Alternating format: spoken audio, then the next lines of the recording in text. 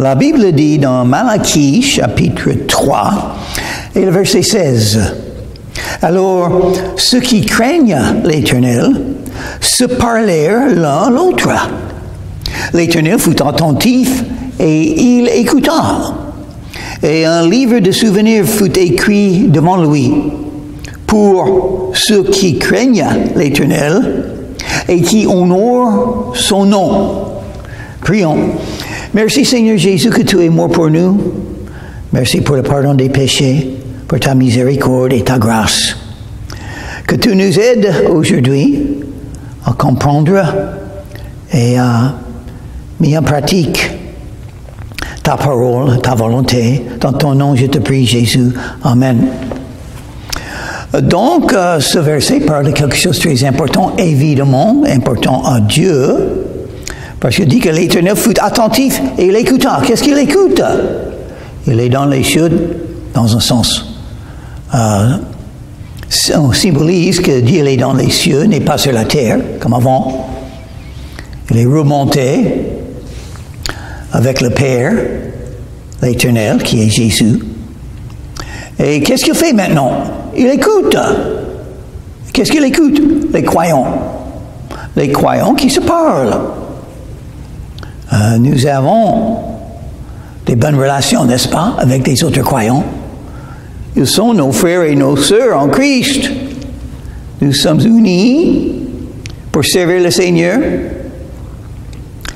pour glorifier le nom de Jésus, pour louer le nom de Jésus, pour faire la volonté de Dieu. Et qu'est-ce qu'il nous faut pour faire la volonté de Dieu? Il faut, c'est très important, la communion fraternelle. Et je vois ma vie chrétienne depuis 56 ans, presque 57 ans maintenant. Donc, comment est-ce que Dieu m'a enseigné? Par les autres croyants. Il m'a enseigné beaucoup, et même en ce moment, j'ai une amie chrétienne de laquelle le Seigneur me parle. L'important, c'est la communion fraternelle. Il y a 4 choses qui se passent dans des réunions des églises bibliques, des vraies églises.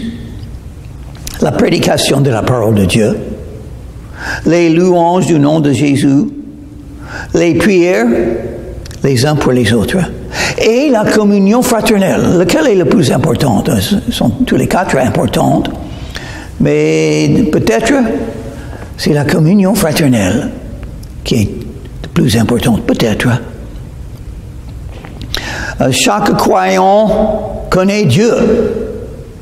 Chaque croyant a appris des choses de la part de Dieu.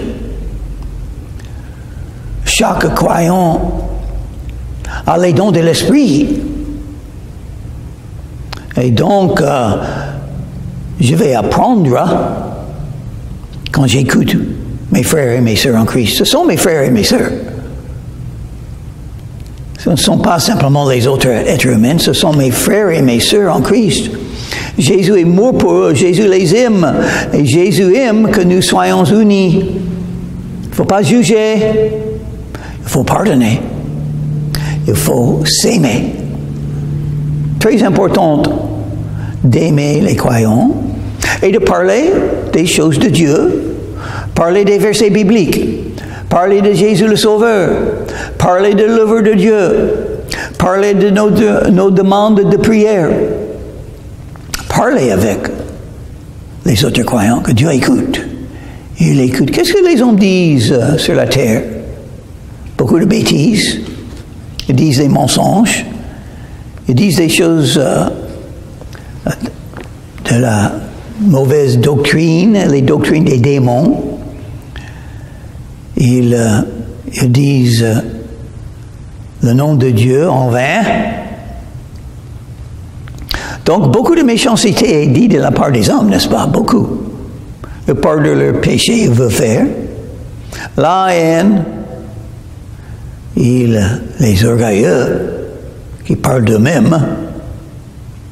Mais Dieu écoute. Il écoute et même ce que nous disons seront redits au jugement. Il faut faire attention à ce que vous dites. La langue peut être un feu, un monde d'iniquité. Mais comment est-ce que Dieu aime ce que nous disons quand on parle l'un à l'autre de Jésus? Ceux qui craignent l'Éternel se parlent l'un à l'autre. La communion fraternelle, vous allez apprendre. Il ne faut pas croire que vous connaissez déjà tout ce qu'il faut connaître. Loin de là. Vous avez besoin d'apprendre. Et chacun de vos frères et vos sœurs, même ceux qui viennent d'être nés de nouveau, ils connaissent des choses pour vous enseigner, pour vous encourager, pour vous consoler. Oh, il a beaucoup à apprendre. Et je dois apprendre de mes frères et mes sœurs en Christ. Heureusement, Dieu parle à mon cœur de la part de mes frères et mes sœurs. Et Dieu écoute. Il aime ça. Il aime entendre les frères et les sœurs. Pourquoi? Parce que un des grands désirs de Dieu, c'est d'avoir un peuple. Une grande maison remplie de croyants, des enfants. Les enfants qui s'aiment. Jésus a parlé de la nécessité que les croyants s'aiment. C'est une grande partie de notre témoignage dans ce monde. Par ceci, le monde connaîtra que vous êtes un croyant, votre amour que vous avez pour les autres croyants. Donc on parle des choses de Dieu, on ne parle pas du temps, on ne parle pas des repas, on ne parle pas des vacances, on parle de Dieu. Ils honorent son nom, ils craignent l'Éternel. Et craindre l'Éternel, ça parle d'avoir un grand respect pour l'Éternel. Ça parle de se confier en l'Éternel. Ça parle d'aimer l'Éternel. Ça parle de la foi. Mais de craindre aussi parce qu'il est le Tout-Puissant. Il décide de tout. Et qu'est-ce qu'il aime? Écoutez. Quand les croyants parlent l'un à l'autre de Dieu, de Jésus, la communion fraternelle, il ne faut pas penser que la communion fraternelle n'est pas importante, c'est très importante dans la vie chrétienne. C'est une raison, il faut des réunions des croyants. On dit, oh, je peux rester à la maison et lire la Bible et prier. Oui, mais vous ne pouvez pas avoir la communion fraternelle avec tous les croyants qui se réunissent. C'est très important. Dieu est là, il écoute. Et même une des promesses de Jésus, là où deux ou trois se rassemblent en mon nom, je serai là au milieu d'eux. Pourquoi il est là? Parce qu'il aime les réunions des croyants. Et il est là pour écouter ce que les croyants disent l'un à l'autre. Verset 17. Ils seront en moi, dit l'Éternel des armées. Ils m'appartiendront au jour que je prépare. J'aurai compassion d'eux, comme un homme a compassion de son fils qui le sert. Dieu aime ses brebis, ses croyants. Et il aime quand ils sont ensemble. Nous serons tous ensemble dans le royaume des cieux, avec tous les croyants de tous les siècles. Et nous aurons l'amour les uns pour les autres. L'amour. Et Dieu aime ça. Son objectif, gagner encore plus dans cette grande famille. C'est pourquoi Jésus est venu. Car Dieu a tant aimé le monde, afin que quiconque croit en lui, qu'il a envoyé son Fils unique, afin que quiconque croit en lui ne périsse pas, mais qu'il ait la vie éternelle. Dieu aime sa famille, son peuple, ses enfants. J'espère que vous êtes un des enfants de Dieu. Ils seront en moi, dit l'Éternel. On appartient à Dieu. Il dit, l'Éternel des armées. Oh, maintenant, c'est une guerre spirituelle qui se passe. Et qui a les moyens de la gagner? Dieu. Il nous a donné les moyens. Éphésiens chapitre 6. J'espère que vous avez toutes les armes spirituelles. Revêtez-vous de toutes les armes spirituelles. C'est un choix, c'est quelque chose que vous faites pour vous examiner votre vie spirituelle, pour vous assurer que vous avez toutes les armes chaque jour. Sinon, vous allez tomber. Votre chute peut être grande. Mais Dieu vous a donné le moyen de gagner, d'avoir la victoire, de vaincre. Ils m'appartiendront au jour que je prépare. J'aurai compassion d'eux. C'est le grand message de la Bible. Dieu nous aime. Il aime son peuple, il aime ses enfants et vous aime. Et il dirige votre vie pour accomplir des choses dans votre vie, pour vous former, pour que vous puissiez faire sa volonté, parce que qu'est-ce qu'il dit? Comme un homme a compassion de son fils qui le sert. Nous sommes là pour servir Dieu. Pourquoi vous avez la vie? Dieu vous a donné la vie. Pourquoi? Pour connaître Jésus et le servir. Quand l'apôtre Paul a rencontré Jésus sur le chemin vers Damas, il a vu Jésus. Et que sont les mots qui sont sortis de sa bouche, de la bouche de Paul? Seigneur, que veux-tu que je fasse? Quand on croit en Jésus, Jésus devient notre sauveur. Il nous sauve des péchés, il nous sauve de l'enfer, il nous sauve des mensonges du diable. On est sauvé. Quiconque invoquera le nom du Seigneur sera sauvé. Mais tout de suite, Jésus devient aussi notre Seigneur. C'est lui qui nous donne les ordres, les commandes, les règles, les enseignements. Et le plus grand des enseignements, aimer. Et ici, ça parle de s'aimer. Dieu nous aime. Il mentionne 2 fois sa compassion pour nous. Heureusement, il a de la compassion pour quelqu'un comme moi qui est un grand pécheur. Oui, la Bible le dit. Donc, notre prière, c'est de pouvoir mieux l'aimer. Et on a aimé les siens, il les a aimés jusqu'à la fin. Quel amour! Qu'est-ce qui peut nous séparer de l'amour de Christ? Rien. Il va agir dans votre vie pour donner des preuves de son amour. C'est écrit dans la Bible, il faut le croire. Et vous verrez. Verset 18. Et vous verrez de nouveau la différence entre le juste et le méchant. Il faut une sorte de séparation entre les justes et les méchants. Qui sont les méchants? Ceux qui ont rejeté Jésus. Nous cherchons ceux qui aimeraient bien connaître Jésus. C'est l'objectif de ceux qui sont les gagneurs d'âme, les croyants en Jésus. Nous parlons de Jésus, n'est-ce pas? Aux non-croyants. Mais quelques-uns sont méchants. Ils rejettent tout, ils font le mal. Ils n'aiment pas Dieu, ils ne veulent pas connaître Dieu. Ils rejettent Jésus, les méchants.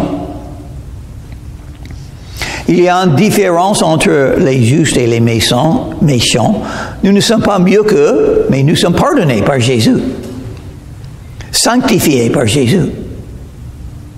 Et on sera glorifiés par Jésus. Et qui seront dans le paradis? Seulement les croyants. Qui seront dans l'enfer? Les méchants. Hitler est là. Et beaucoup d'autres. Malheureusement. Tout le monde peut être sauvé. Dieu a tant aimé le monde. Jésus est mort pour tous sur la croix de Calvaire. Il peut tout sauver. Mais malheureusement, Parce que Dieu a donné le choix aux hommes et aux femmes, aux êtres humains, le choix de décider leur avenir éternel. Parce que croire en Jésus, c'est un choix. Un choix de venir à Jésus ou de ne pas venir. Et si on décide de ne pas venir à Jésus, si on rejette Jésus, on est méchant. On ne craint pas Dieu. Il faut craindre Dieu, il est tout-puissant. Vous serez là un jour, à genoux devant lui, et puis vous allez entendre les mots « Je ne vous connais pas.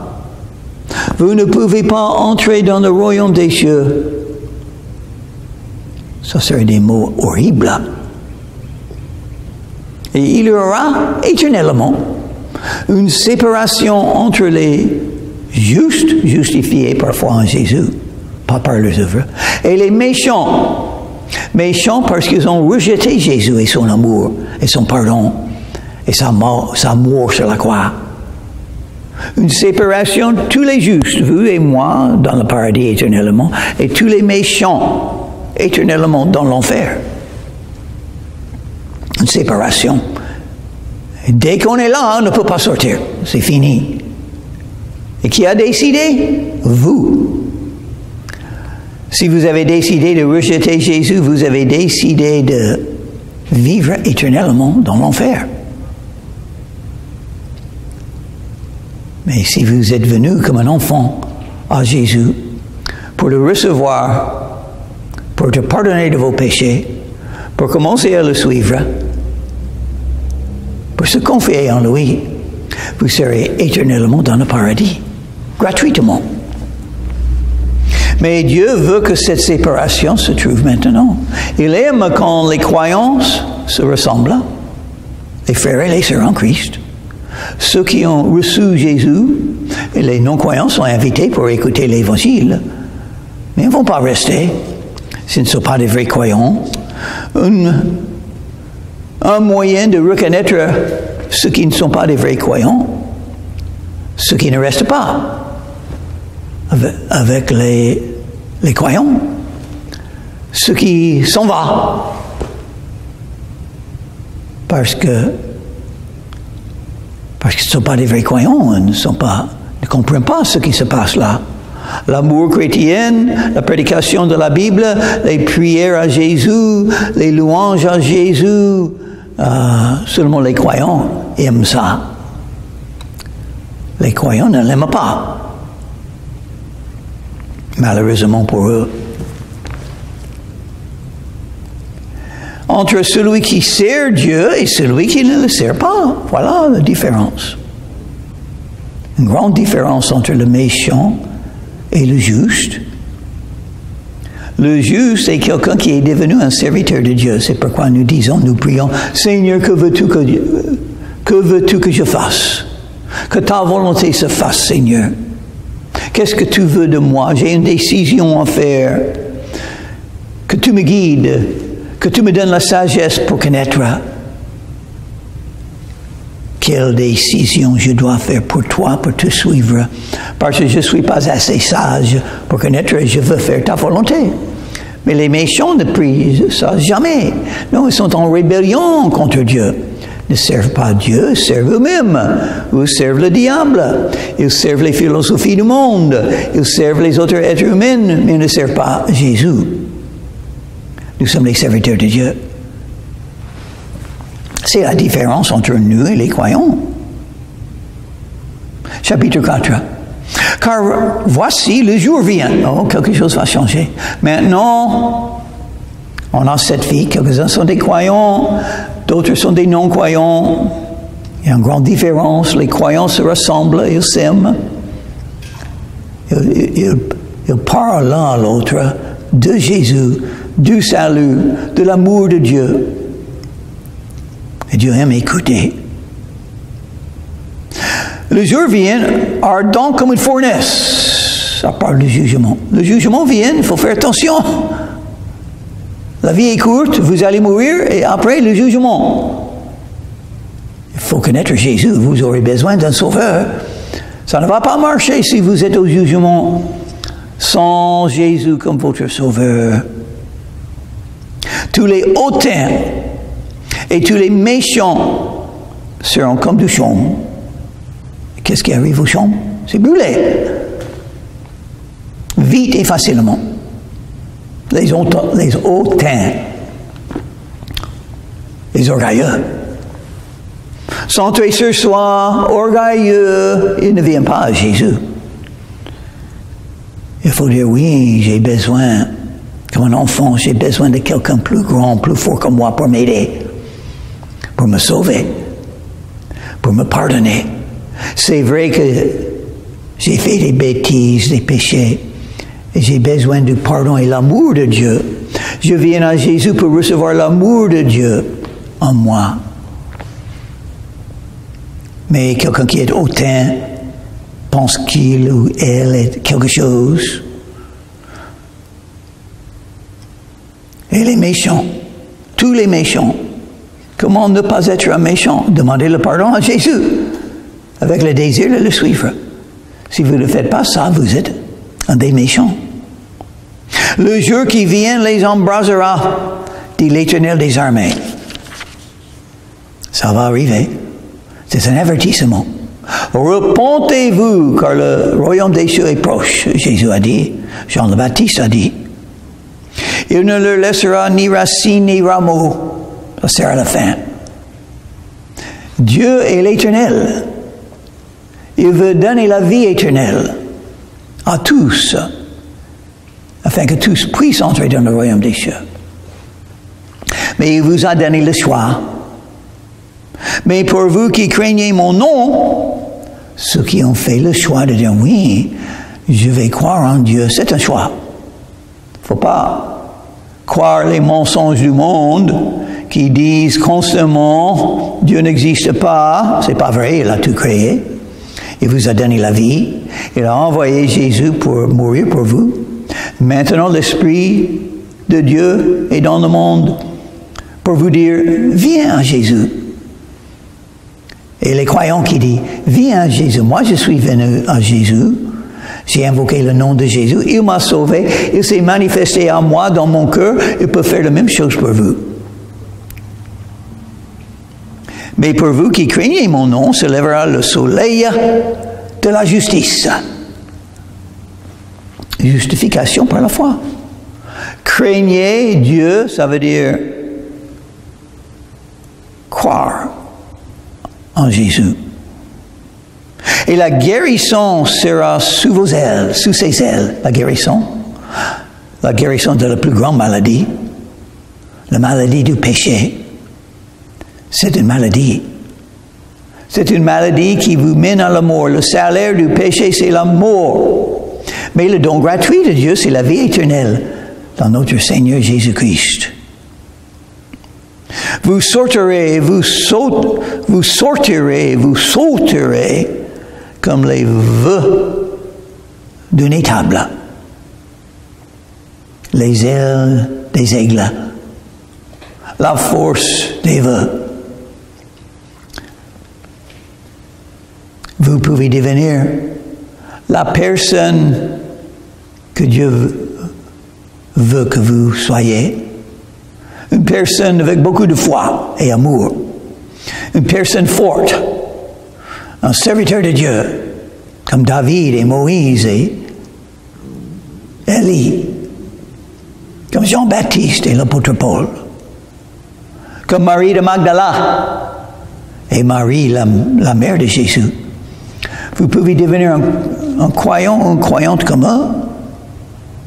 Mieux que tous les autres, c'est possible. Jésus a dit, suis-moi, et je vous ferai pécheur d'hommes. Peut-être vous serez le meilleur des pécheurs d'hommes, un gagneur d'hommes. Quelqu'un qui mène les autres à Jésus. Vous avez la capacité, parce que Dieu est tout-puissant, s'il décide de faire ça en vous, d'être le meilleur. De beaucoup accomplir. Pour la gloire de Dieu. Souvenez-vous de la loi de Moïse, mon serviteur. La loi de Moïse, les premiers 5 livres de la Bible, Moïse a écrit. Donc ça signifie toute la Bible. Maintenant, nous avons toute la Bible. Et ce verset parle de l'importance de la Bible. Souvenez-vous, on lit la Bible, on apprend, on mémorise, on apprend par cœur quelques versets importants. On écoute les prédications et l'enseignement de la Bible. Il ne faut pas oublier. Il faut un moyen de se rappeler, de se souvenir des enseignements de Dieu dans la Bible. Jésus a parlé de l'importance de la Bible. L'homme ne vivra pas de pain sur le monde, mais de toute parole qui sort de la bouche de Dieu. Et il a cité un verset de Moïse, de Deutéronome, l'importance de la Bible. J'espère que vous connaissez et vous avez mis dans votre vie assez. Combien de la Bible est-ce qu'il vous faut chaque jour? Assez. Assez pour continuer à suivre Jésus. Assez pour penser à Dieu. Un verset, 10 versets, 10 chapitres, ça est entre toi et Dieu.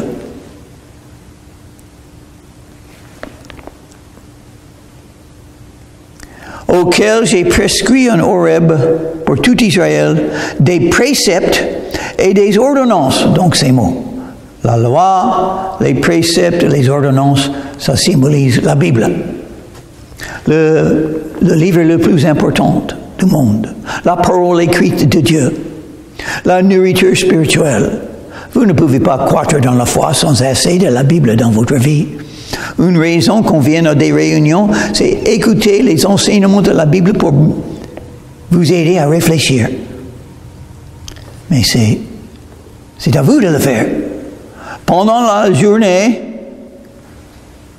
il vous faut les versets de la Bible et à y réfléchir, ne pas oublier, mettre en pratique, les croire, être consolé, encouragé par les versets de la Bible. Voici, je vous enverrai Élie, le prophète, avant que le jour de l'Éternel arrive, ce jour grand et redoutable. Le jour de l'Éternel, ce sont les derniers 2 versets de l'Ancien Testament. Juste avant le Nouveau Testament, il y a à peu près 400 ans, un peu plus que ça, entre l'Ancien Testament et le Nouveau Testament. Et Dieu dit, il y a d'autres choses. Je vais vous envoyer Élie. On peut parler de ça. Comment est-ce qu'Élie est venu? On peut lire d'Élie. Luc chapitre 9, verset 28. Environ 8 jours après qu'il eut dit ces paroles, Jésus prit avec lui Pierre, Jean et Jacques, et il monta sur la montagne pour prier. Pendant qu'il priait, l'aspect de son visage changea, et son vêtement devint d'une éclatante blancheur. Et voici, 2 hommes s'entretenaient avec lui. C'était Moïse et Élie. 2 hommes qui ont été mentionnés. Juste là, verset 4, Moïse a été mentionné. Et verset 5, Élie. Élie était là. Les apôtres ont vu, quelques-uns des apôtres, 3 des apôtres, ont vu Élie avec Jésus et Moïse en train de se parler. Donc il a fait.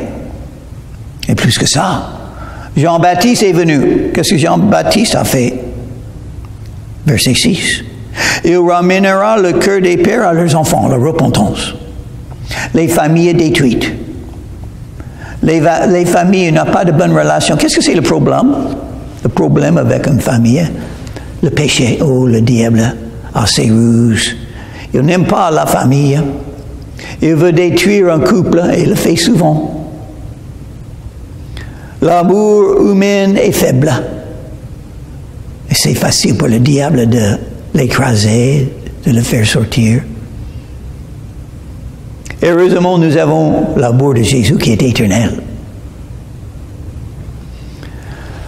Mais si on a la vraie repentance, ça va ça va refaire un couple, ça va refaire l'amour dans une famille. Parce que c'est un des commandements, des 10 commandements. Honorer le père et la mère. Et le cœur des enfants à leur père. Donc ça symbolise tous les commandements. Comment servir Dieu et obéir les commandements? Suivre Jésus, connaître Jésus. De peur que je ne vienne frapper de pays d'interdit. Le jugement vient, c'est le... Donc, l'Ancien Testament se termine avec un avertissement, le jugement vient. Et une promesse. On peut se repentir et refaire et devenir un serviteur de Dieu. Parfois, en Jésus, il parle de Jésus là. Parce que Élie, Jean-Baptiste, a parlé de Jésus. Jean-Baptiste a dit, je baptise d'eau, mais celui qui vient après moi, il vous baptisera de feu et de l'esprit. C'est Jésus. Est-ce que vous avez le feu de Dieu en vous? L'envie, le désir, le zèle pour servir Dieu? Servir Dieu, c'est-à-dire, c'est comment être un serviteur de Dieu. Un serviteur de Dieu a un zèle pour le servir. Pourquoi? Il est mort pour moi. Il m'a sauvé, il m'a pardonné. J'appartiens à lui. Maintenant, je peux le servir parce qu'il est miséricordieux chaque jour. Parce qu'il m'aime. Parce qu'il m'a établi, et vous aussi, comme un de ses enfants. Donc, il faut s'aimer. Nous sommes tous les mêmes. Les pécheurs sauvés par le sang de Jésus. Grâce à Jésus. Et nous avons cette guerre spirituelle. Et nous avons la victoire dans cette guerre spirituelle. Grâce à Jésus qui nous a sauvés. Grâce à Jésus qui nous a donné la justification par la foi. Grâce à Jésus qui est la vérité pour nous. Grâce à Jésus qui nous donne la foi dans les promesses de Dieu. Donc nous avons le bouclier de la foi. Grâce à Jésus qui est la parole de Dieu et qui nous donne la parole écrite de Dieu, notre épée spirituelle. Grâce à Jésus qui est notre grand exemple de prier, afin que nous puissions prier les uns pour les autres. On se parle, mais on prie pour les uns et les autres aussi. Grâce à Jésus qui nous donne la force, le courage et l'amour et la foi pour ouvrir nos bouches et parler de notre Seigneur et Sauveur. Les pieds ont quelque chose à faire. Allez chercher les non-croyants pour les amener à Jésus. Prions. Merci Seigneur Jésus pour tout ce que nous enseigne la Bible. Pardonne-nous parce que nous sommes faibles et nous péchons facilement et souvent. Donne-nous beaucoup de miséricorde et grâce afin que nous puissions te servir encore plus. Malgré le fait que nous sommes rien, nous voulons te servir encore plus, Jésus. Et si tu accomplis quelque chose dans nos vies, au jugement, ton nom sera glorifié par ce que tu as fait avec les grands pécheurs. Dans ton, je te prie, Jésus. Amen.